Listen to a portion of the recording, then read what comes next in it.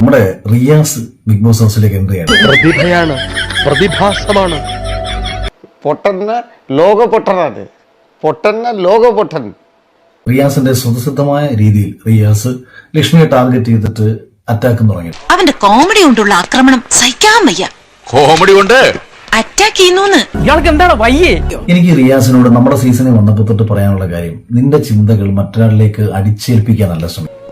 അത്രക്കുള്ള ബുദ്ധിയൊന്നും അതിനില്ലല്ലോ. അതായത് ട്രാൻസ് കമ്മ്യൂണിറ്റിക്ക് വേണ്ടിയിട്ട് സംസാരിക്കാൻ കയറി വരികയും ട്രാൻസ് കമ്മ്യൂണിറ്റിക്ക് എതിരെ പറയുന്നു എന്നൊരാൾക്ക് ജയിപ്പിക്കാൻ വേണ്ടിയിട്ട് നീ ഇറങ്ങിത്തിരിക്കുമ്പോൾ ആത്യന്തികമായിട്ട് നീ ചെയ്യുന്ന പരിപാടി എന്താണെന്ന് നീ സ്വയം തിരിച്ചറിയും. ഔചിത്യം എന്നൊരു സാധനമുണ്ട്. ഒരു മനുഷ്യനായ കുറച്ചൊക്കെ ഔചിത്യം വേണം. നിങ്ങളെ സമൂഹം എന്തുകൊണ്ട് മാറ്റി നിർത്തുന്നു എന്നുള്ളതിനെ കുറിച്ചിട്ടുള്ള ഒരു പഠനം നടത്തണം. കയ്യിലിരിപ്പ് കൊണ്ടാണോ മാറ്റി നിർത്തുന്നത് എന്ന് ആദ്യം ആലോചിക്കണം.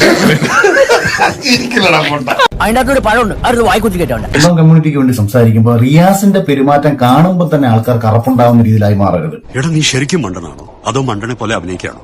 ശരിക്കും മണ്ടനാണ് സാർ. പോയി ചത്തൂടേടാ.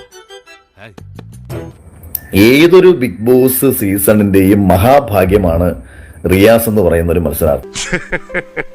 എന്നെ പൊക്കി പറഞ്ഞ് സോപ്പിടാനുള്ള പരിപാടിയാ കള്ളം. പ്രത്യേകിച്ച് ബിഗ് ബോസിൽ ഒരാൾക്ക് ജയിക്കാൻ വേണ്ട എല്ലാ കണ്ടന്റുകളും അപ്പുറത്ത് നിന്ന് കൊടുക്കാൻ ശേഷിയുള്ള ഒരു മികച്ച മത്സരാർത്ഥിയാണ് റിയാസ്.